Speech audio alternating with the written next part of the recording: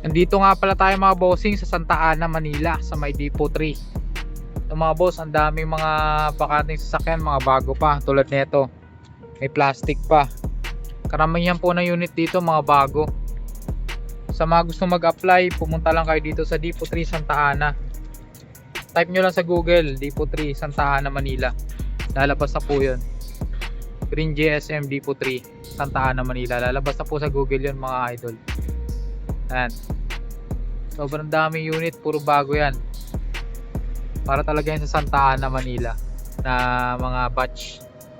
Kaya nag-charge tayo. Dito tayo nabutan ng lowbat mga bossing. Mabilis din pala yung mga charger dito mga bossing, 100 watts. Mabilis pa sa PITX. PITX kasi 60 lang eh. Dito 100.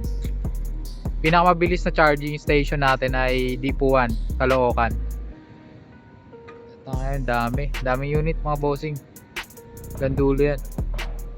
Ginagawa pa nga pala to. Ay, may bako pa oh. Sulukuyan pa ang ginagawa. Ayan, mga nag-ano ng hollow blocks. So yan muna ang ating update. Dito tayo sa Depot 3, Santa Ana, Manila. Fast charger din pala dito mga bossing, 120 kilowatts din pala rito. Kala ko 100. 120 rin pala. Same lang sila ng Depot 1. Mabilis lang mag-charge dito. Mga 45 minutes lang full charge ka na.